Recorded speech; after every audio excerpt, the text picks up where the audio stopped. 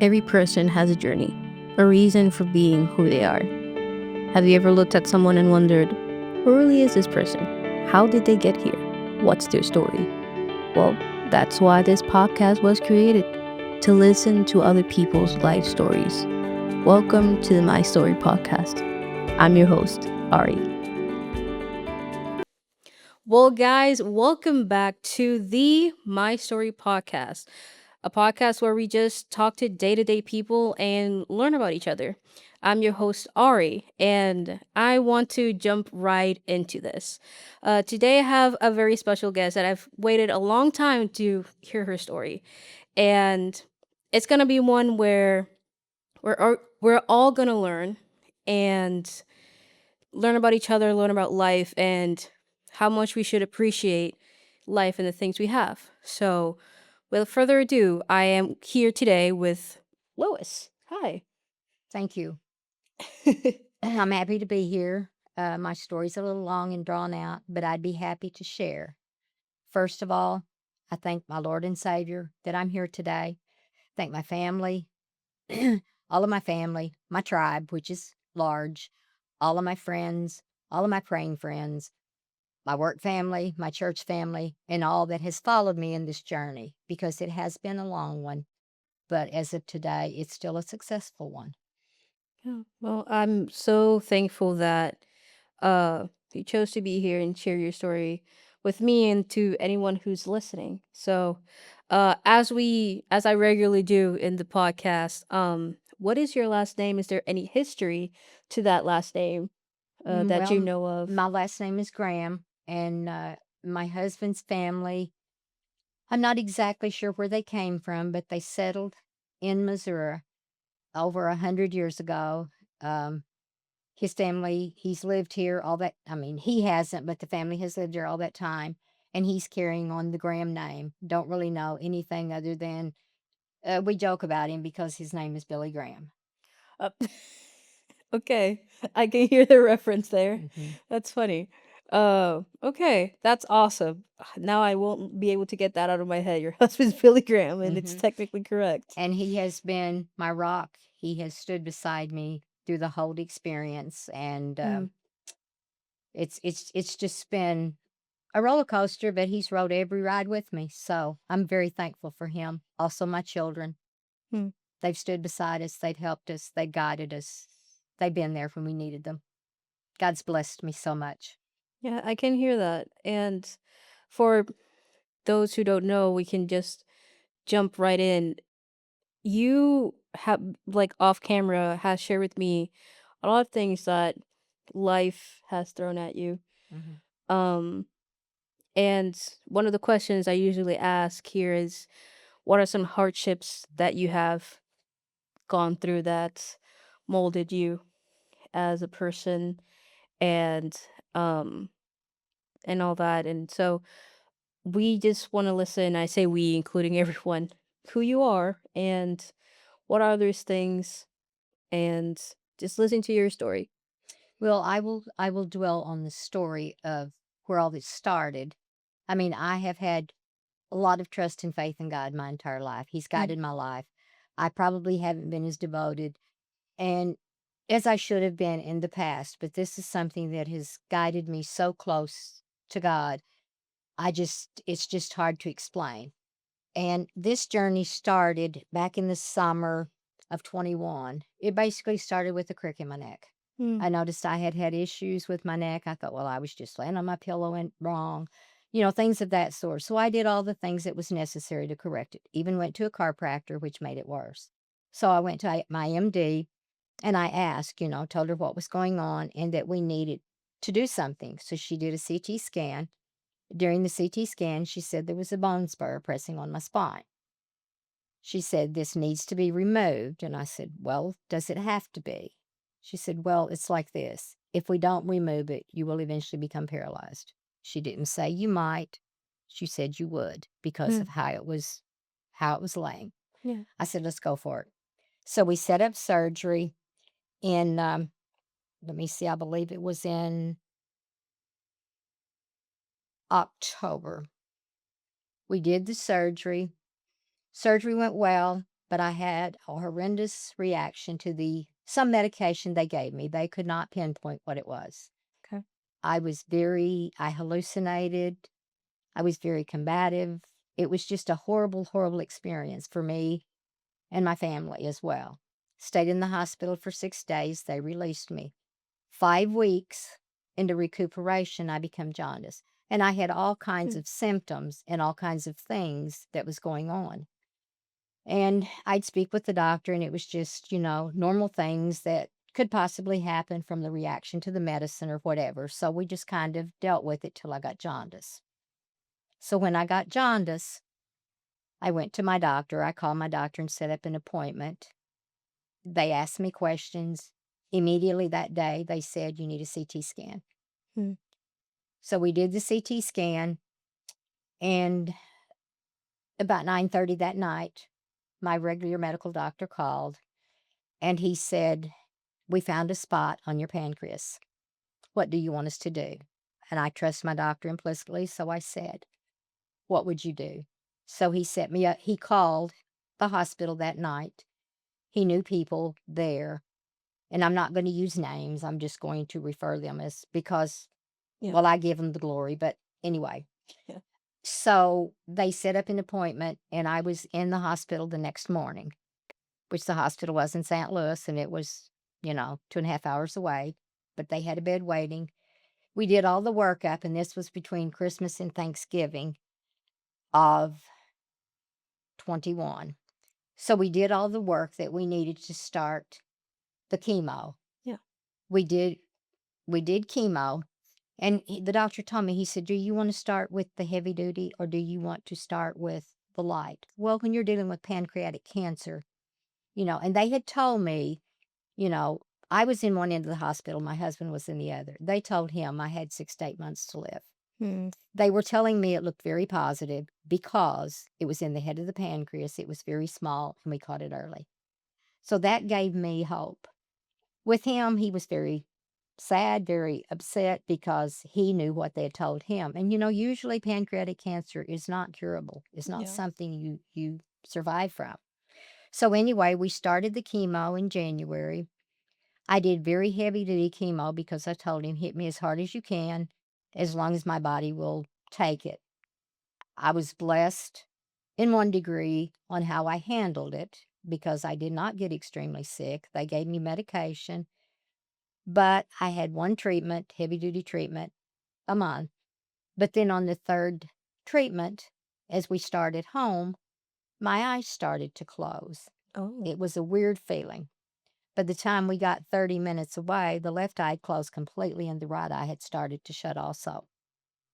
I called my doctor. We turned around and immediately raced back to the hospital.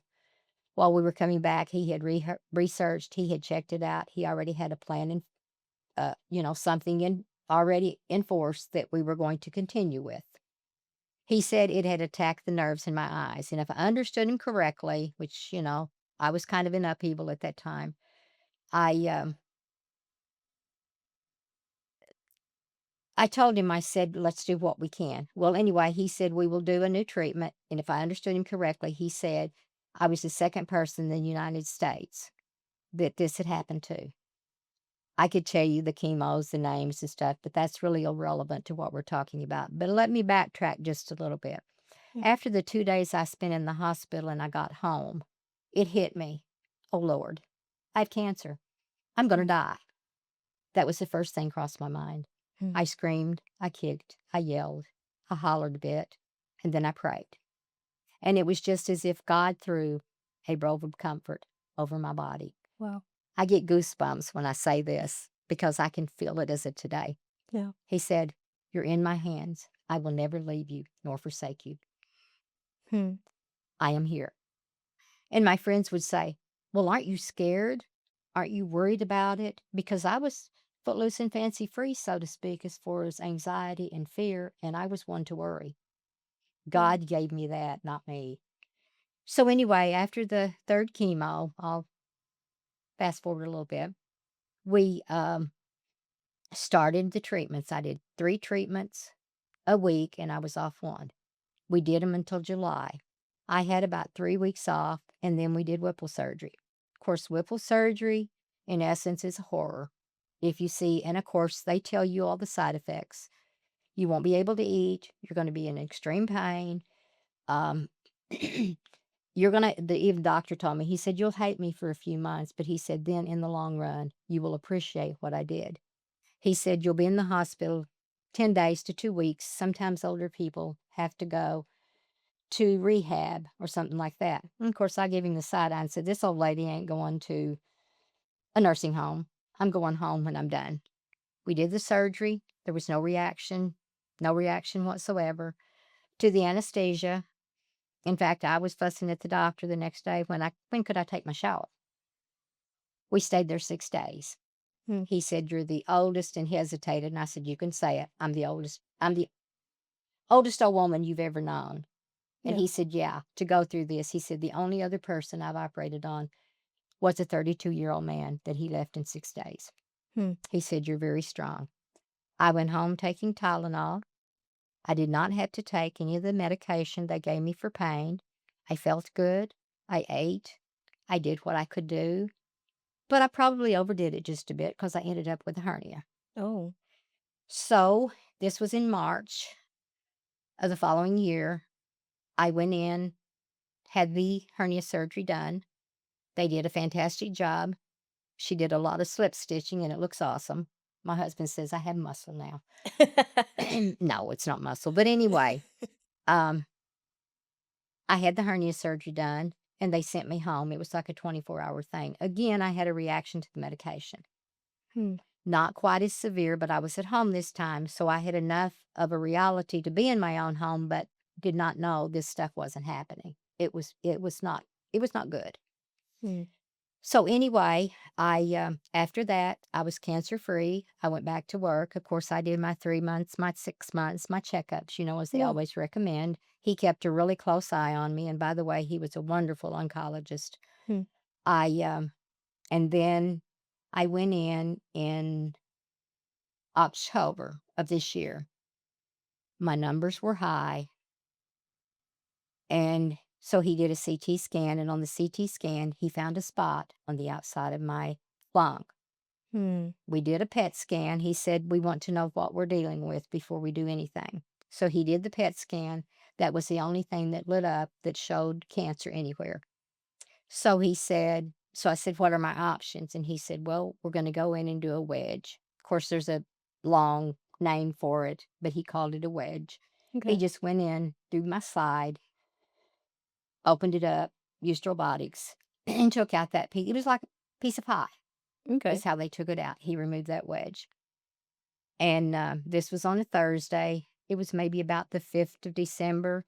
The following Thursday, I went with my daughter and my granddaughter to Okay. Silver Dollar City. Mm. Asked the doctor, I said, "Will I be able to do this?" And he said, "As long as you don't do anything crazy, you'll be fine doing it." I said, "Okay." And I kept up with every step that my girls took that weekend. It was awesome. It was That's awesome. awesome. Um, then, of course, I continued with my treatments, did everything that he told me to do. And then in the spring of last year, I lost a very important person in my life. Yeah. I'm so sorry. It was the worst thing that I had ever dealt with due to the fact of our closeness and of the family relationships that we had. Um, to me, she was taken too young, but that's neither here nor there. God has his plan. But God's carried me through. He's given me grace. I trust in him.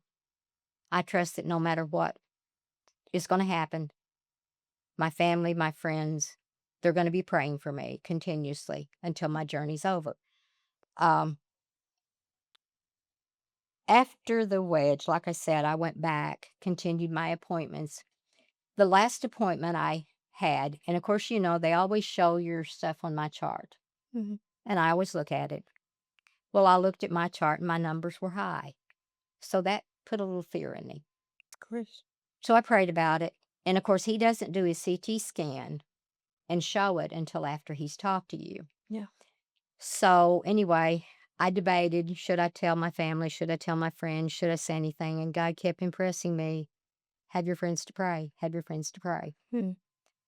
So I told my kids, and of course they worried, but, I still put it out there to my friends, and they all started praying immediately. I went to the doctor. This was on a Saturday. I went to the doctor on Tuesday, and he come in and he was so elated. He said, "I'm so happy. I'm so happy. He says, "Everything looks good. There's nothing at all. It shows on your CT scan. You're still doing awesome." And so I hesitated a moment, and then I spoke up. "Well, what about my numbers?" And he said, "Well, numbers are not always 100% accurate. I would say it's a fluke, but we'll keep real close check on you Yeah. just to make sure." And I looked at him and called his name, and I said, "It wasn't a fluke. It was God. It wasn't a fluke. It was God." He just smiled. I mean, I believe he's a God-fearing man, and, he just didn't say anything, didn't expect him to. But anyway, so that is kind of my story of what's been happening in the last 5 years. Wow. Regardless of what I've gone through, God's been there. Forgot one thing, of course, I knew I would. When they went to wheel me in surgery, of course, they had told me that the cancer was pressing on a major artery. Mm. If we nip that artery, you will bleed out. But we will have a vascular surgeon available if something should happen. And I looked at him and said, "Has that happened before?" "No." I said, "Well, don't let it be me." But anyway, uh, so when they went to wheel me in the OR, I hadn't been afraid. I hadn't been scared. I would be confident that God was going to hold me in his hands. They wheeled me in the OR, and it was just like the devil jumped on my shoulder and said, "You realize you could die today?" Hmm. I looked around the OR, and all I could see was little blue hands just working, Yeah. getting everything prepared for this major, major surgery they were going to do. And I don't know if I spoke it aloud or if I just thought it, but I thought, "Oh God, I need a hand to hold." And as clear as I'm speaking to you, he spoke. Whether it was just in my mind or he actually spoke, he said, "You're in my hands." Oh, that's beautiful. I went to sleep. Again, the surgery was fine. And I feel like from the beginning of when I actually put it in his hands is when he took over. He walked beside me. He walked in front of me to guide the doctors, to have everything set, ready, because it was just like, it's not hurry up and wait. It was just boom, boom, boom. It was there when I needed it. So he's carried me through all of this. I'm not a I guess maybe I'm a strong woman, but I'm not a hero. I'm not a miracle. I'm one of God's children, Hmm. and God did what was best for me. He's still got a purpose for me, and I hope I'm fulfilling it as much as I can. I witness to people. I'm not a Bible thumper. I'm not a preacher. I'm not someone that's trying to convert you. But if you don't know the Lord, Mm. you need to find him. I could have never made it through all of these years. Wow. So from the initial diagnosis that the doctor had said you to your husband, um, that you would only have 6 months. 6 to 8 months, Mhm. it's been 5 years. It's been 5 years. Wow. 5 years. Going on Wow. 6. So it started in 21 and this is 26, so it's Yeah. been 5 years. Yeah, it has been 5 years. Wow. There's so much to your story, and yes, definitely you're a very strong person, very strong woman. And one of the things that I really want you to share, if it's possible, um, when I met you a couple months ago, uh, we were having this conversation. You told me a little bit of it, Mhm. and one of the things that have never left me, that really deeply impacted my life, was that when you were sharing all this, you said that, you know, um, not that God chose for you to, go down this path, Mhm. but I forgot exactly the phrasing, but it was more of, I'm going through this. Why me? But why not me? Because Yes. I wouldn't put this on anyone else, and I know I can basically handle this. Yes. Yes. And that shook me to my core because I was like, that is so deep and beautiful and full of love. Mm. So, can you speak on that? Well, God he just impressed on my heart. You know, I've asked God twice during all this 5-year experience, "Why me, Lord?" Yeah. But then on the other hand, he says, "Why not? I'll give you that strength. I'll give you Mm, that faith. If you can't walk, I'll carry you, but you can make it through." If I can impress on one person and give them the strength to move on and to realize cancer is not a death sentence. Sometimes it is, but that's God's will, mm, and I will stand strong. And I have asked God why something happens. Why didn't it happen to me? You know, why wasn't it me? mm, And he says, we all have a job. We all have a plan. It's laid in front of us. We can either grow stronger from it and continue, or we can sit down and die. I'll be there with you. And that was one of my phrases. You're in my hands. I'll never leave nor forsake you. And I've said that many a times. And when I begin to doubt and that fear builds up, and every doctor's appointment, every time you get numbers, every time you get something, that little bit of fear enters into your mind. But I think, well, if I wasn't where I was with God, the devil wouldn't put those thoughts into my head. And mm. then God swoops in and takes them away. I've carried you this far, you know. So why not me? Why not me? If I can endure it, if I can work through it, if I can do it through his power, why not me? Wow. That is, I tear up because it's just, I can hear also the love, the love in your voice in the sense of everything. It's how much you love God, how much you love your family. And what would you say to people who are going through cancer or have a family member who's going through it? Well, and when we say I'm going through cancer, we shouldn't say I'm going through cancer, because your whole tribe, your whole family, your whole loved ones are going through the same thing you are. Just like with the instance, one person hears one thing and you hear something else. It's devastating to them, and they don't want to share with you that they know what they said. You know, you're going to automatically research and you're going to look at the worst. I would say, if you're going through this, the family, stay positive. Please booster that person. Be a little forgiving if they're sharp and snap at you. It's a tough battle for all involved. If you believe in God, you have faith in God, you put it in his hands. You don't take it back. You leave it there. You have doubts, you pray, you sing, you do whatever brings you closer to God. Um, you take it one day at a time, you plan for the future. You look today, we may not have tomorrow, but someone that's healthy may not have tomorrow either. So you have to just take it as it comes. Anticipate for the worst, but look for the best. Mm, Be willing and ready to fight. You fight your hardest, and you don't give up until God says, I'm done. mm.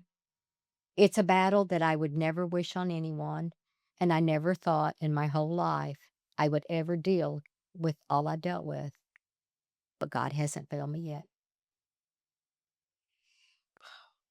Um, I don't want to pry too much in this next subject. And thank you for that. I'm sure some people, someone will definitely take those words to heart. That what else can you say to people who has lost a loved one and maybe ask God why? I know you mentioned it briefly, and I honestly don't want to get too much into the subject, Right. I but asked God why. I said, God, why them and not me? I'm 70 years old at that time. yeah. Well, I was over 70, but I was in my 70s anyway. I was 74, I guess. I'm old. My life is more gone. It's more behind me than in front of me. Hmm. Why me? And he said, their work was done. Their Hmm. purpose was served. Yours is not. Wow. And I have to be blessed that I work in an environment that, just like you heard my story at work, they will allow that. They're a good Christian family. God put me where I needed to be. I retired from 2 other jobs that I was working, and he put me there in that place. Had no clue when I started working there what my purpose was until now. Hmm. And they've been one of the most supportive. I'm like family to them. Yeah. It takes that support from all areas of your life. Some people are very private. They don't wanna share their journey. They don't want to know people. They don't want people to know that they are suffering and what they're going through. But if you don't open up, and I'm not saying just anyone out there, but if you don't open up to your friends and your family and your praying family, you're missing out on a lot, Hmm. because there was times when I could not pray that I felt my prayers. Other people was praying for me, and I felt like God was answering those prayers. So don't be so private that you can't allow those people in. I mean, you have to set boundaries, of course, Yeah. but if you don't share, they don't know what you're going through. Yeah. And so that's why I'm sharing. I'm not patting myself on the back. I'm not wanting any kind of attention. I just want, if this can help one more person that's dealing with this find peace, whether their outcome is good or not good, that what they're living, they live every day to their fullest. They enjoy all those memories that they shared with their loved ones, all those things that were behind them. They can pull up and remember those things and live life to its fullest for every day we have, because I said none of us are guaranteed tomorrow. That is true. None of us. No. And well, I've spoken so little, but I just really wanted to just sit down and listen to you. But I personally have taken from this is trust God and live every day to your fullest potential. Mhm. And don't be afraid to share with others, to be with others, even if they're sick, if they're not. Every moment with your friends, your family, your loved ones is so important It is. and memorable. It is. So And they will thank you. also have those memories with you when you're gone, Yeah. because we're not gonna live forever, Yeah. that day is going to come someday. Yes. I have a friend that she says uh every moment is very important for her. Even if we leave for a couple weeks, she just Mhm. always say goodbye to me because Say I love yous. Don't wait say I till love you. tomorrow. Yes, Yes, we my friends do that a lot because again, they keep saying you don't know when it's the last moment. that's true. So, wow. Anything else you would like to share or say? Can't think of anything offhand that I've missed, like I Okay. said. And I mean, You even if you don't have a relationship with God, you think about it, you know, reach out to someone. And even if you don't believe and can't do that, then you think positive. You look at the positive things in life instead of the negative. You make your life, like you said, every day count, every moment count. You plan on the future, you plan on tomorrow. You don't live it for tomorrow. You live for today. yeah. And if I've reached anyone out there at all, this can bless them, can help them on their journey. That's what I'm here for. Well, thank you so much for your story and a long waited time for this and I'm truly blessed. So thank you. Well, there was a timing for me, you know, Yeah. and things happened, and it was just my husband mentioned, "Are you still gonna do your podcasts?" And I said, "Yes, I am." And God spoke to me one day and said, "Text her, call her, set it up, go for it." So here I am. Again, uh the wait was worth it. And again, as I said off camera, I'm deeply sorry that you went through that, but I'm thankful in a way to get to hear you say it with such strength and reassurance in God and what you believe in, and to get to share this as a testimony for others for strength. And I don't know what the future holds for you or for anyone, but keep making every day count. And thank you for being such a blessing. Well, I'll ask you one question. Sure, What would my life been like? What would my faith be had I not gone through this? that's true. Would I drift? Where Wow. would I be? Hmm. So God knows what he's doing. That's true. Wow. That was a that was a deep question right there. Well, we're gonna wrap it up right now. But thank you so much for being here, for sharing your story. Um, to any of you who are listening, I hope this was a blessing. And if you're watching on YouTube, make sure to leave a comment. Um, thank you so much. And to you guys, I'll see you in the next one. Thank you for having me. Of course.